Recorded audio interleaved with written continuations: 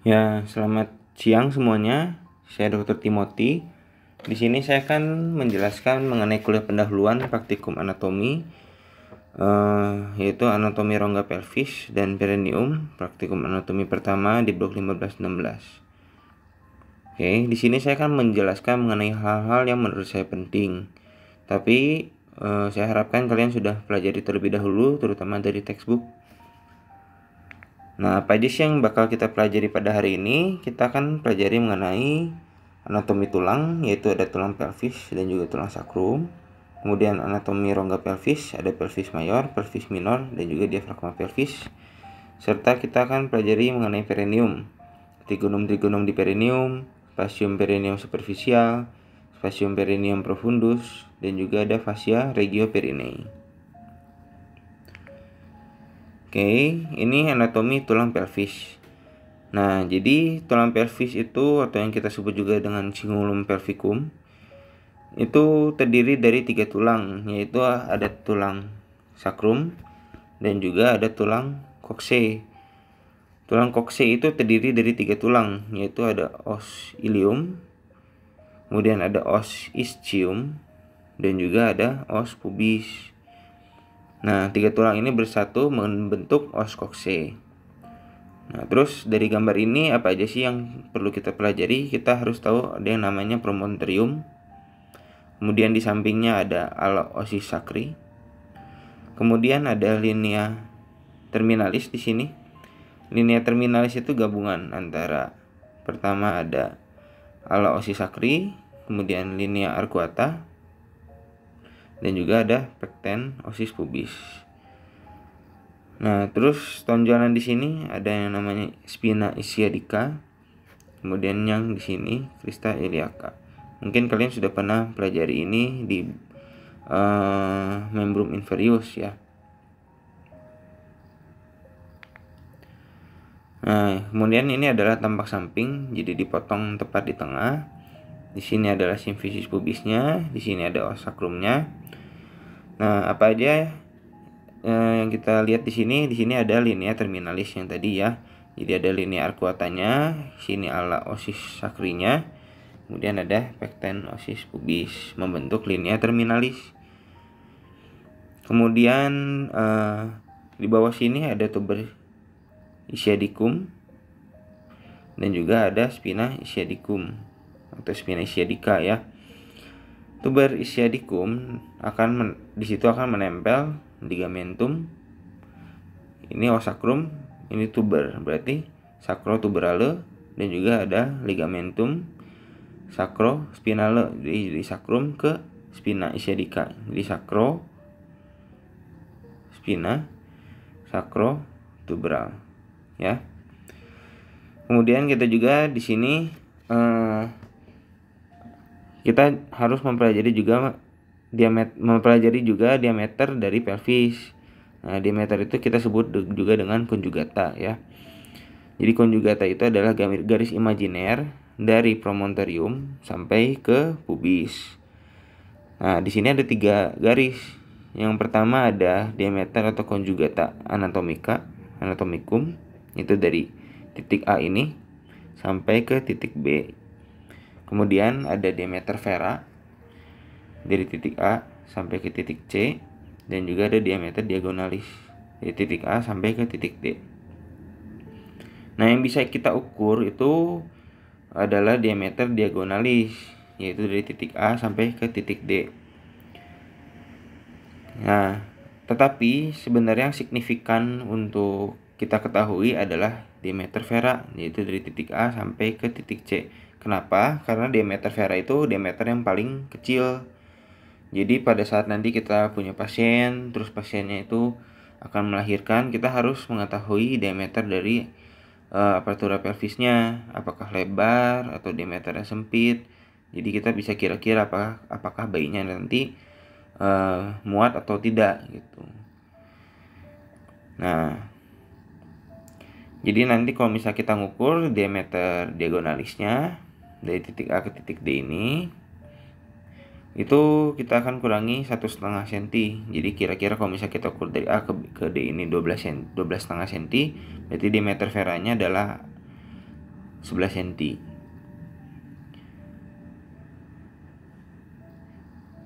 Oke. Nah, terus di sini saya akan menjelaskan mengenai pelvic inlet dan pelvic outlet, atau juga yang disebut dengan apertura pelvis superior atau pintu masuk panggul, dan juga apertura pelvis inferior atau pintu keluar panggul ya, pelvic outlet. Nah, pelvic inlet itu terdiri dari atau bukan terdiri ya, tapi ditunjukkan atau batas-batasnya ya. Jadi di sini ada promontorium, kemudian ala osi sacri, kemudian mengikuti linea terminalisnya sampai ke pubis. Nah, itu adalah pelvic inlet atau apertura pelvis superior. Sedangkan pelvic outlet itu terdiri dari yang depannya ada arcus pubis, kemudian lateralnya ada tuber ischiadicum, kemudian posterolateralnya ada ligamentum dari sacrum ke tuber, berarti sacrotuberale, dan juga di belakang ada os coccygis ya. Oke. Nah, di sini saya juga mau menjelaskan apertura pelvis superior itu adalah pintu ya, pintu masuk panggul. Jadi kalau misalnya kalian bayangkan ada sebuah pintu. Nah, apertura itu adalah pintunya. Jadi dinding-dinding kirinya itu disebutnya pelvic brim. Kalau pintunya itu adalah apertura pelvis inferior, superior dan inferior. Sedangkan yang tembok di sekitarnya itu adalah cingulum pelvicum atau pelvic girdle. Nah, jadi yang kita lihat pintunya itu adalah apertura pelvis superior dan inferior. Pelvic brim itu adalah pinggirannya, dan tembok-tembok di sekitarnya adalah cingulum pelvicum. Oke. Nah, kemudian kita masuk ke anatomi rongga pelvis. Pelvis itu kita bagi jadi dua. Jadi ada pelvis mayor dan pelvis minor.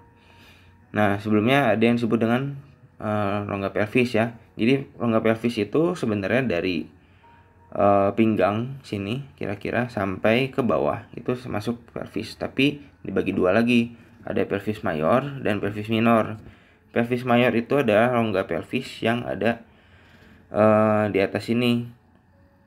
Jadi batasnya adalah pelvic inlet atau apertura pelvis superior sampai ke crista iliaca ya, itu adalah pelvic mayor.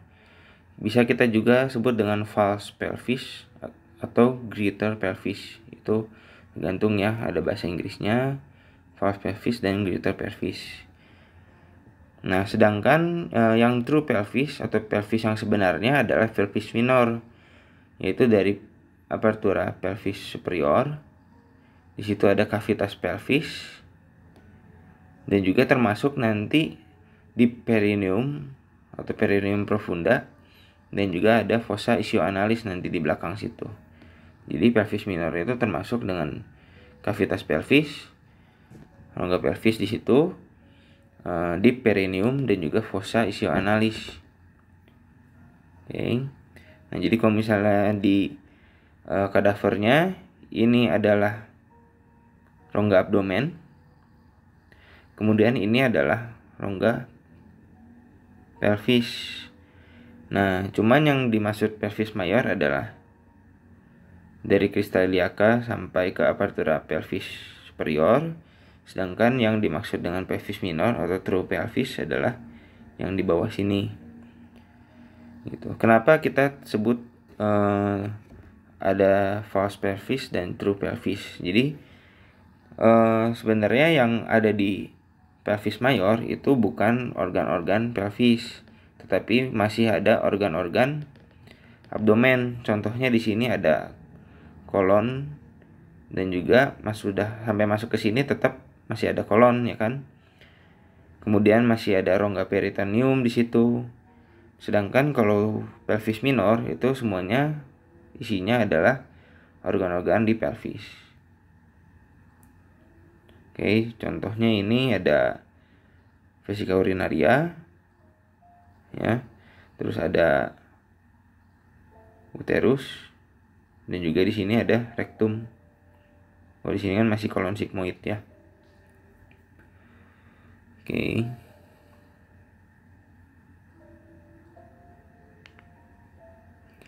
Nah, kemudian sini kita akan pelajari hubungan antara rongga peritoneum dan juga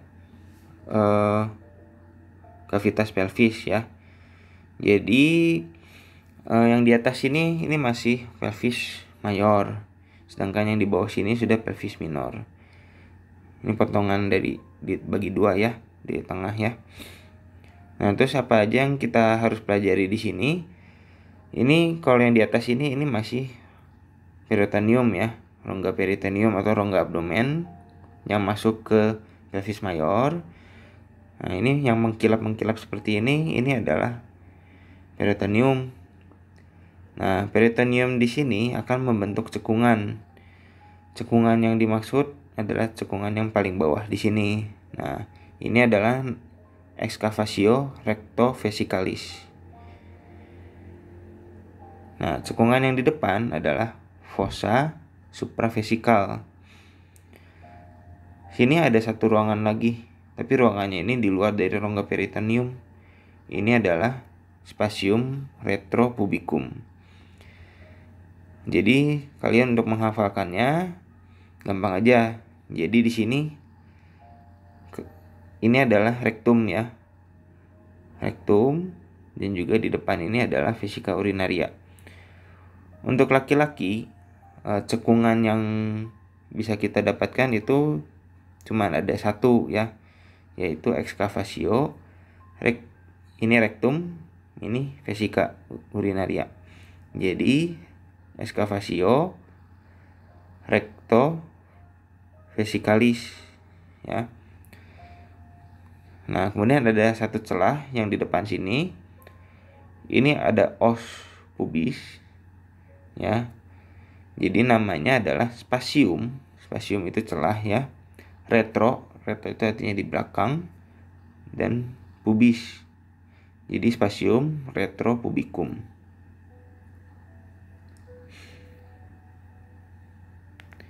Nah, lain cerita dengan rongga pelvis wanita ya. Jadi yang di atas ini juga sama ya, ini masih pelvis mayor, di bawah sini pelvis minor. Ini adalah peritoneum. Nah, cekungan yang ada di sini ada dua. Karena apa? Karena organ di rongga pelvis wanita itu ada tiga, yaitu ada rektum, ada uterus, dan juga ada vesika urinaria, sehingga dia membentuk dua cekungan. Cekungan yang pertama yang di sini adalah excavatio rectouterina, dan juga yang cekungan yang kedua excavatio vesicouterina. Jadi kalian ngapalinnya juga gampang, rektum, uterus, rectouterina, vesika urinaria, dan uterus, vesicouterina. Oke. Nah, untuk lebih jelasnya, jadi kita akan lihat dari atas ya. Yang di depan sini adalah vesika urinaria. Ini adalah uterus, dan yang di belakang ini yang banyak jaringan lemaknya adalah rektum. Jadi yang di antara rektum dan juga uterus adalah excavatio rectouterina.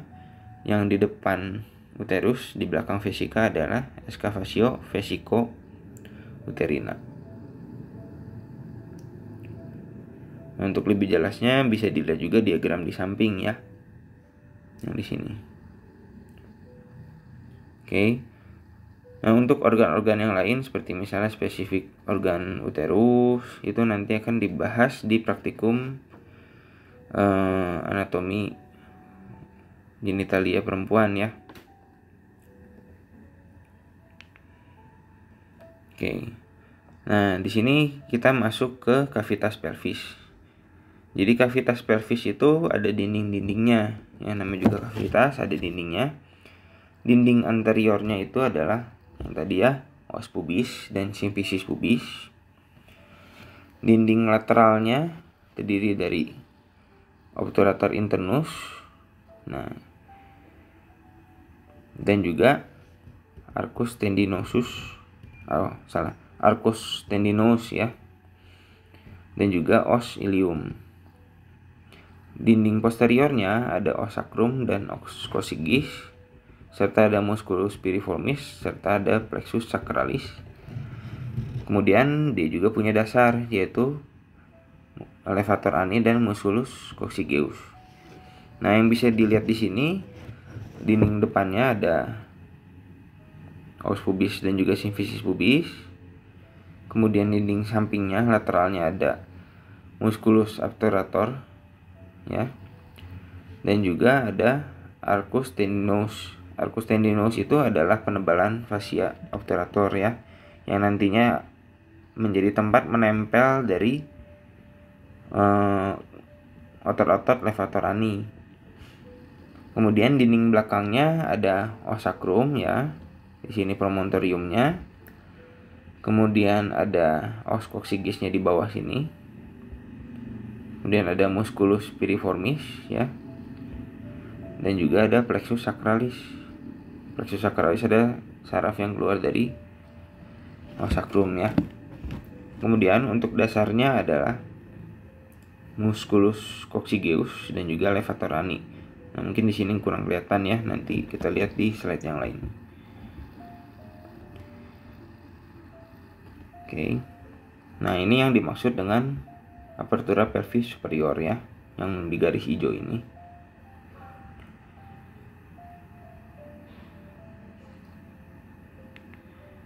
Nah, kemudian ini adalah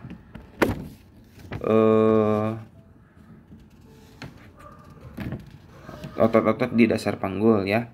Terdiri dari otot levator ani dan juga musculus coccygeus, atau kita sebut juga dengan diafragma pelvis. Jadi diafragma pelvis itu terdiri dari otot levator ani dan otot coccygeus ya. Levator ani dibagi lagi menjadi musculus pubococcygeus dan musculus iliococcygeus. Nah, musculus pubococcygeus itu terdiri dari pubo rectalis dan juga pubo vaginalis kalau di wanita, dan pubo prostaticus kalau di laki-laki ya. Nah, ini os pubis ya. Di sini ada simfisis pubisnya. Kemudian di belakang ini ada os sacrum. Di sampingnya ini ada os ilium ya. Ini pubis. Oke. Jadi untuk penamaannya sebenarnya kita hanya tinggal melihat perjalanan ototnya. Yang di tengah sini ini adalah musculus levator ani. Oke. Nah, levator ani ini terdiri dari musculus, ini pubis, pubo coccygeum, dan juga musculus ilio, ini ilium, iliococcygeus. Jadi lihat aja serabut ototnya dari ilium ke coccyx dan juga dari pubis ke coccyx. Oke, sedangkan pubo coccygeus dibagi dua, ada pubo rectalis, ini rektum ya. Kemudian ada pubo vaginalis atau pubo prostaticus. Yang di samping ini adalah musculus obturator internus beserta di sini ada canalis obturator. Kemudian ini yang putih adalah arcus tendinous. Di belakang ini os sacrum dan juga ini ada os coccyx ya. Coccygeus. Nah, terus berarti otot yang di samping dari os coccygeus itu adalah musculus coccygeus ya, yang ini. Kemudian yang paling belakang ada musculus piriformis. Nah, Nah, ini yang gambar yang di kanan adalah tampak sampingnya. Jadi tampak sampingnya itu ini otot-otot diafragma pelvis. Jadi dari sini sampai sini. Ya. Yang depan sini adalah levator ani, nempelnya ke arcus tendinous. Kemudian di arah serbut ototnya ini pubis sampai ke koksik, ya. Jadi di sini pubococcygeuus, iliococcygeus. Nah, pubococcygeuus dibagi dua, ada pubo rectalis dan juga yang ke depan nanti di sini ada pubo vaginalis atau pubo prostaticus. Di sini ada canalis obturator, berarti di sampingnya ada musculus obturator internus. Promontoriumnya kira-kira di sini. Dan juga ada serbut saraf, ya, plexus sacralis.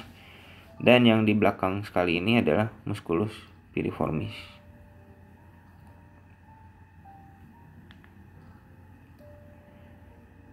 Nah, ini dilihat dari, kalau yang tadi ini dilihat dari atas, yang ini ya dilihat dari atas, sedangkan kalau yang ini kita lihatnya dari bawah.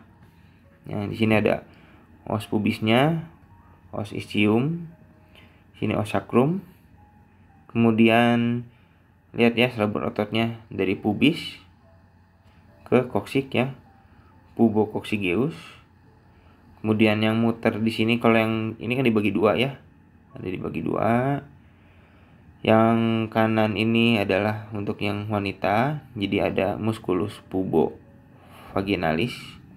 Kalau yang di kiri sini pubo prostaticus, ya. Kemudian yang di belakangnya ada musculus iliococcygeus. Nah, di sini ada musculus coccygeus. Oke. Yang termasuk otot levator ani adalah yang ini, ya, yaitu pubococcygeuus dan iliococcygeus. Sebenarnya ada otot-otot kecil lainnya, yaitu ada musculus pubo perineal, pubo analis. Cuman ya untuk pentingnya ada dibaginya pubo prostaticus dan pubo rectalis saja, ya.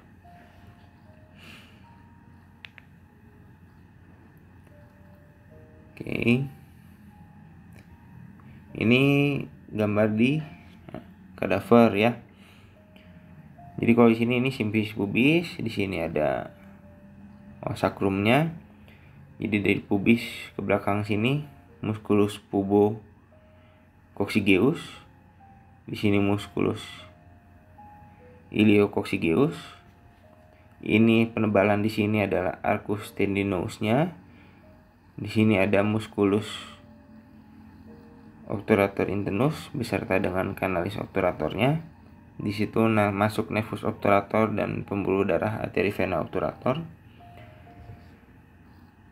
Kemudian yang di belakang sini ada musculus coccygeus.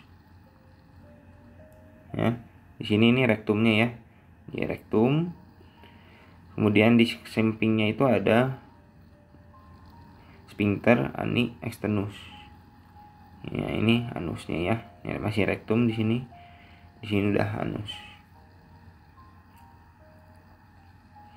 Nah, fungsi dari otot levator ani ini ya sebenarnya sangat penting, ya. Jadi karena levator ani dan diafragma pelvis ini adalah otot yang paling bawah, jadi fungsinya itu untuk menopang organ-organ yang ada di perut, ya. Karena kan pelvis itu bolong, jadi perlu ditopang, perlu ditahan. Kalau misalnya nggak ada diafragma pelvis, organ-organnya akan jatuh semua keluar, ya. Oke. Nah, terus kalau musculus diafragma pelvis tadi dicabut, di sini akan kelihatan musculus obturator internusnya, ya. Jadi obturator internus itu nggak kecil kayak tadi, sebenarnya dia besar ototnya.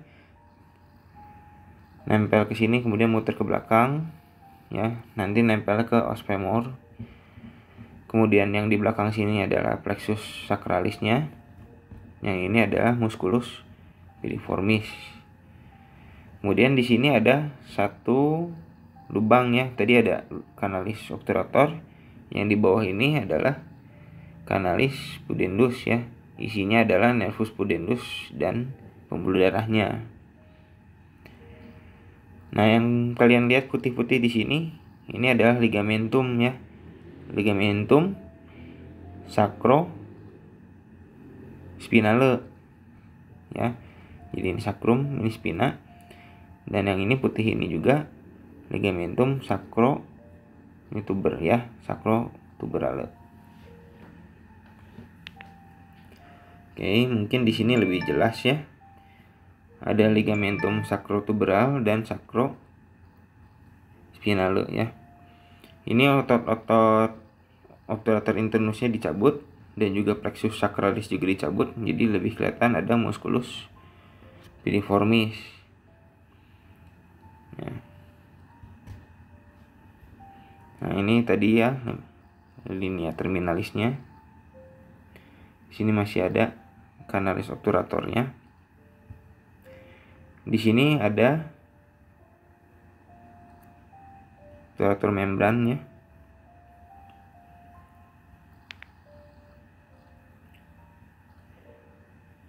Oke, ini untuk pembuluh darahnya. Jadi pembuluh darah yang ada di sini itu berasal dari arteri iliaca communis yang di atas ini ya. Kemudian cabang 2 jadi arteri iliaca externa yang ke belakang sini, yang masuk ke dalam kavitas pelvis itu arteri iliaca interna. Kemudian di sini ada arteri gluteal inferior, arteri pudendus interna. Kemudian ini ada arteri yang mengarah ke vagina dan uterus. Ini ada arteri uterina dan arteri vaginalis. Kemudian di sini ada arteri obturator masuk ke canalis obturator dan juga ada arteri vesicalis superior.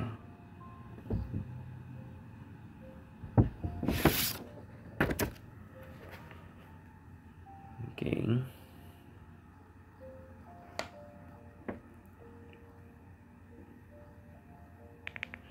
Oh ya, balik ke slide yang sebelumnya, saya lupa di sini ada yang namanya foramen ischiadicum maius. Ya, dan juga ada foramen ischiadicus minus. Ya, ini terbentuk dari apa? Jadi kalau di tulangnya itu ada incisura ischiadicus major dan incisura ischiadicus minor ya. Kalau yang foramen ischiadicus major itu tempat masuknya plexus sacralis yang jadi nervus ischiadicus, sedangkan yang foramen ischiadicus minor nantinya jadi canalis pudendus, tempat masuknya nervus pudendus.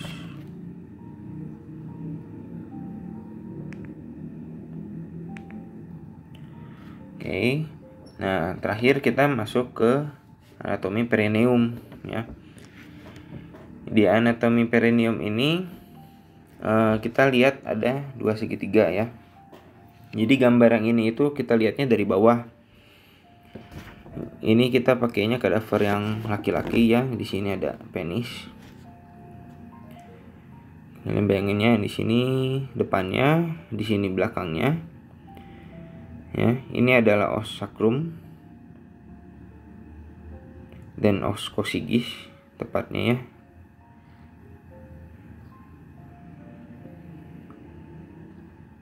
Oke.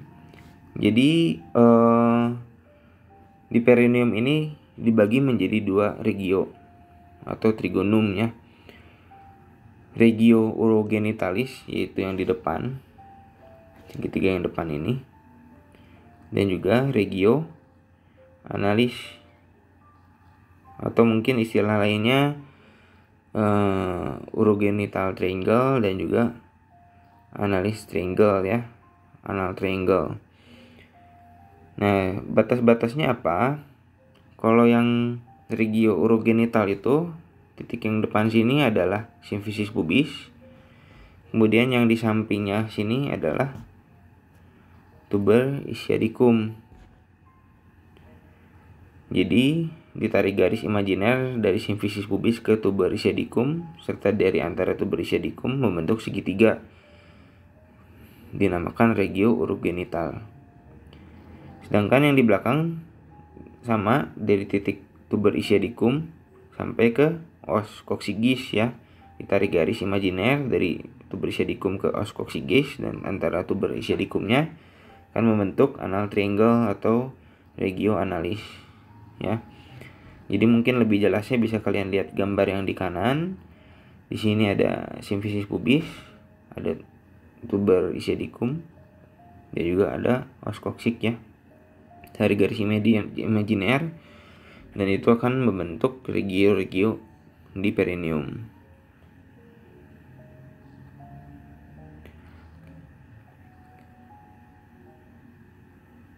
Oke. Nah, apa sih yang dimaksud perineum? Perineum itu adalah rongga yang ada di bawah diafragma pelvis ya. Jadi rongganya itu nanti akan terbagi menjadi dua. Ada spasium profundum perinei dan ada spasium superficial perinei. Oke, jadi nanti lapisannya dari, mungkin kalau dibayangkan dari gambar yang ketiga ini, di sini diafragma pelvis, di sini kulit luar ya. Nah, nanti akan terbagi jadi ruangan perineum itu, ada spasium profundum perinei yang sini, dan juga ada spasium superficial perinei. Nah, ini kita lihatnya dari bawah ya. Jadi kita akan lihat lapis per lapis dari perineum. Nah, yang di sini kita bisa lihat adalah diafragma pelvis. Jadi diafragma pelvis ini adalah atap dari spasium profundum perinei ya. Mungkin di sini bisa lihat lebih jelas lagi ya otot-otot yang tadi, ada musculus pubococcygeus ya, ada musculus iliococcygeus dan musculus coccygeus. Jadi ini diafragma pelvis ya atasnya ya. Nah, oh ya, tadi belum disebutkan. Jadi diafragma pelvis itu punya dua lubang. Jadi ada hiatus urogenital dan juga ada lubang untuk rektum ya. Nah, yang laki-laki hiatus urogenitalnya itu hanya isi satu lubang ya, yaitu lubang uretra. Sedangkan kalau yang di wanita ada dua lubang, ada vagina dan juga ada uretra. Nah, ini rektum ya. Nah, kemudian ini lapisan lebih bawah lagi. Jadi ini adalah deep perineal pouch ya, atau spasium profundum perinei. Di spasium profundum perinei ini kalian bayangin di atasnya tadi ada diafragma pelvis, kemudian ini spasium profundum perineinya ya. Spasium profundum perinei ini isinya ada musculus transversus perinei profunda dan juga ada musculus sphincter uretra externa ya. Ini musculus transversus perinei profunda dan musculus sphincter uretra externa. Terus gambar yang di bawah sini itu adalah bawahnya dari spasium profundum perinei. Lapisan bawahnya itu kita sebut dengan membrana perinei. Nah, jadi yang gambar yang ini ya kalian lihat, kemudian diselimuti oleh satu lapisan ya, yaitu membrana perinei. Itu isinya ada pembuluh darah.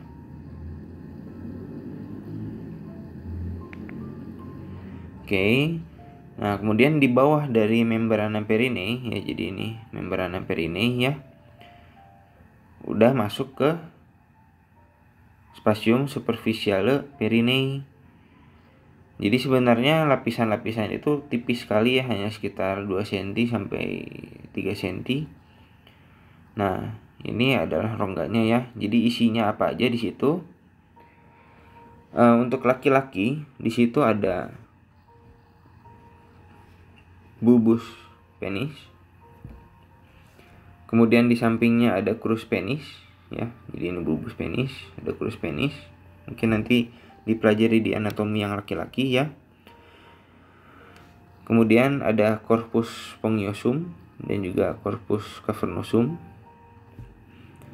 Nah, dari bulbus dan juga crusnya ini akan dilapisi otot. Ototnya namanya, karena ini bulbus ke corpus spongiosum, jadi bulbospongiosus yang ini ya. Dan juga ada ini osystium, nempel ke osystium, jadi disebutnya ada ischiocavernosus. Kemudian organ lain yang ada di sini ada musculus transversus perineum yang superficial, yang ini ya. Dan juga ada musculus sphincter ani externa.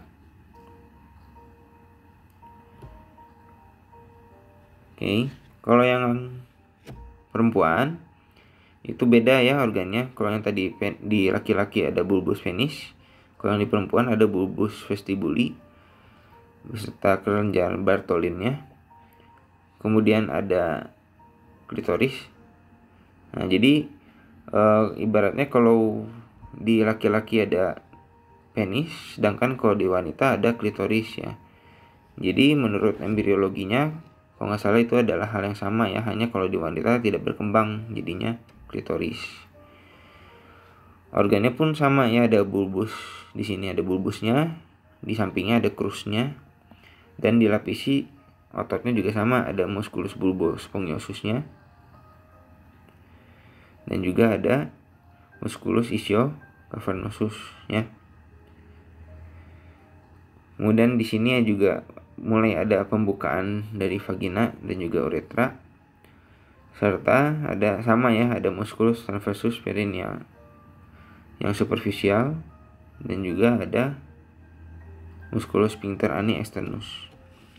Nah, perlu diperhatiin di sini ada yang namanya perineal body atau corpus perinealis. Nah, corpus perineal ini cukup penting. Kenapa? Karena ini merupakan jaringan ikat yang ada di perineum dan tempat melekatnya berbagai otot yang ada di perineum. Jadi mungkin nanti kalian akan mempelajari pada saat misalnya kalian membantu proses kelahiran. Kemudian vagina yang sekecil ini tentunya akan sulit dilewati oleh bayi. Dan kalau pada saat dilewati oleh bayi itu ada risikonya terjadi robekan. Nah, robekannya itu kalau sampai mengenai corpus perineal ini bahaya, karena banyak otot-otot yang melekat ke sana. Oleh karena itu nanti bisa dilakukan manuver-manuver ya. Misalnya digunting sedikit jaringannya, jadi diguntingnya ke samping sehingga nanti robekannya tidak meluas. Jadi kalau misalnya robekannya meluas sampai perineal body ini, bahkan bisa sampai ke rektum ya. Jadi ruptur besar, itu bahaya ya. Jadi lebih baik dilakukan robekan ke samping. Oke. Nah, untuk lebih jelasnya lagi untuk perineum ini saya akan kasih gambar. Jadi perineum itu kecil ya, jadi hanya di sini. Ini adalah perineum. Nah, dari organ ini mungkin kalian bayangkan di sini ada diafragma pelvisnya, ya. Jadi di bawah diafragma pelvis sampai ke membrana perinei di sini, ini adalah deep perineal pouch atau spatium profundum perinei ya, yang di sini. Sedangkan yang lebih bawahnya lagi dari membrana Perinei, ini membrana Perinei. Di sini ada kulit ya. Ini termasuk spasium superficial Perinei. Oke. Nah, itu yang di trigonum atau regio urogenital ya. Sedangkan yang di regio analis itu nanti isinya hanya anus dan juga ada fossa ischiyoanalis.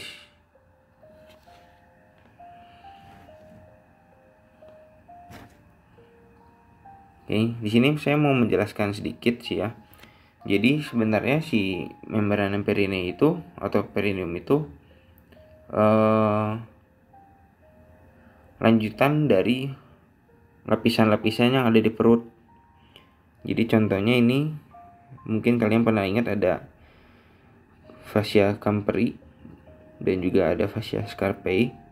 Itu akan melanjut ke belakang. Jadi fascia Camperi ini nantinya akan membentuk lapisan lemak di mons pubis dan juga lemak-lemak di daerah bawah. Kemudian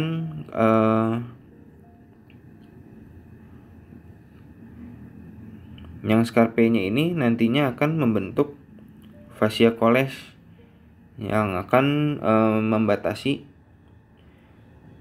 spasium superficial Perinei.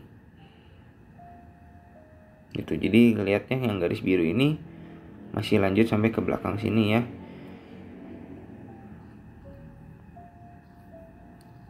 Oke. Mungkin kalau misalnya ada yang kurang jelas bisa nanti ditanyakan pada saat kalian diskusi. Kuliahnya cukup sampai di sini dulu. Semoga bisa membantu kalian belajar. Oke, terima kasih.